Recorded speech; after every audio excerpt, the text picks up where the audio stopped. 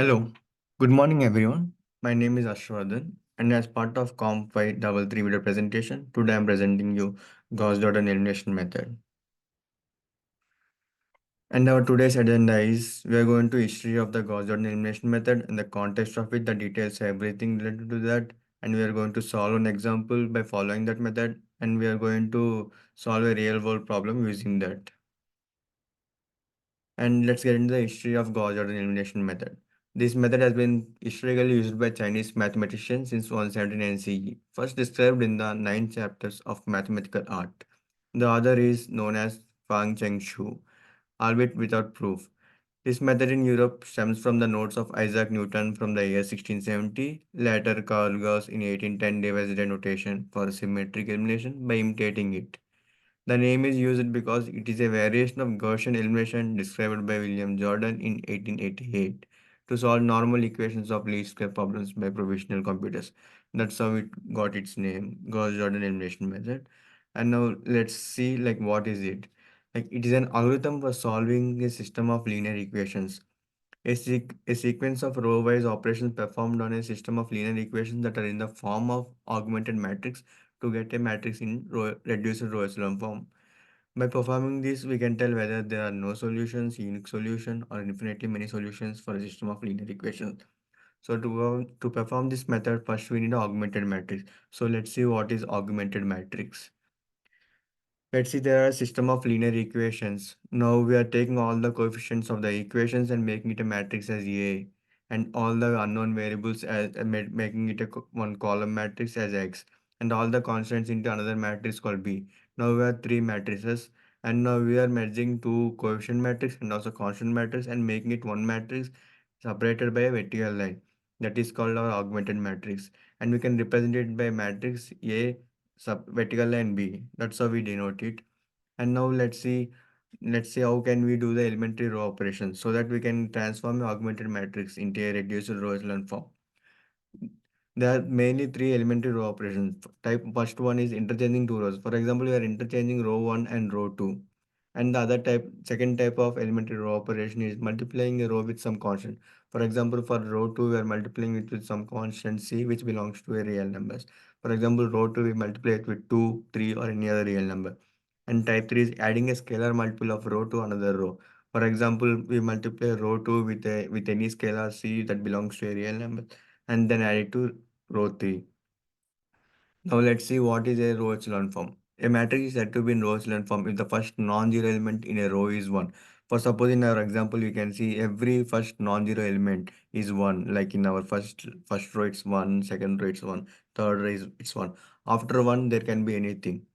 And our second condition is the column containing the leading one of the row to the right of the column containing leading one of the row above it. We can see that in our example, the first row, the one is one, and second row, the leading entry, which is one that's present after the right side to the one that's present in the upper row, and the same applies in the third row. And the third point is any non-zero rows are always above the rows with all zeros. In our example, there are no rows that contains all zeros. For example, there is a row that contains all zeros that should be placed below. Yeah. Now let's see the reduced row echelon form. After getting the row echelon form, we will get the reduced row echelon form. The first point is same as the row echelon form. Second point, the column containing the leading one should not contain any other value other than 0. So in our example, you can see every column that contains leading entry 1 that contains only 1 and 0. There are no other values. If the matrix is in that form, then it is called reduced row echelon form. Now let's see how we apply Gauss-Jordan elimination method and get the solution to a system of linear equation. Suppose we have a system of linear equations of 3x plus 2y plus z equal to 6 and x plus y equal to 2 and 7x plus z equal to 8. And now we're performing row operations. So for suppose in our now we form the augmented matrix using those system of linear equation and perform elementary row operation like we divide the first row by 3 and we get 1 2 by 3 1 by 3 and 2.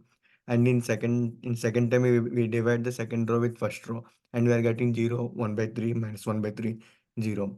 And next what we are doing is we are dividing the second row with 1 by 3 and we are getting 0 1 minus 1 and 0. Next, we are subtracting the third row by multiplying the second row with 7, and we are getting 0 0 8 8. And next we are dividing the third row with 8. So then we are getting 0, 0, 1, 1. And likewise we are performing, now we got the matrix in row echelon form. Likewise we are performing and we are getting matrix in reduced row echelon form. Thus by equating with our with our variables, we are getting x and y and z as 1. That's how simple we can get the system for a linear equations by using Gauss-Jordan elimination method. Now let's see how we can apply this to the real world problem. Suppose AY invested total of $10,000 in three accounts, one paying 5% interest, another paying 8% interest, and third paying 9% interest. The annual interest earned on three investments last year was $770.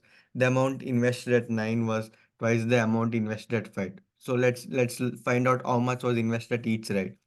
Now we are forming a system of three. Now we have three equations, three variables, and let x be the amount invested 5%, and let y be the amount invested 8%, and let z be the amount invested 9%. And making the equations x plus y plus z equal to 1000, 0.05 x plus 0.08 y plus 0.09 z equal to 7, and 2x minus z equal to 0. Like before, how we made the augmented matrix, we are also making augmented matrix with the coefficients from system of linear equations and also the constants. And we also applied the same elementary row operation. We're also applying the three elementary row operations, and we are getting the matrix in a row echelon form and equating it using our variables. We are getting minus 1 by 3 z equal to minus 2000. So then we get z as 6000. And from second row, we can say that y plus 4 by 3 z equal to 9000. Substitute in the above row, in the above equation, we got that z equal to 6000. So by substituting that we are getting y as 1000.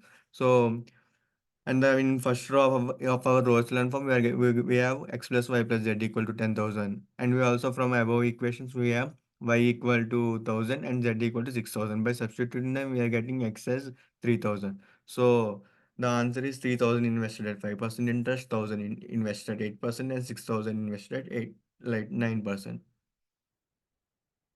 Thank you. If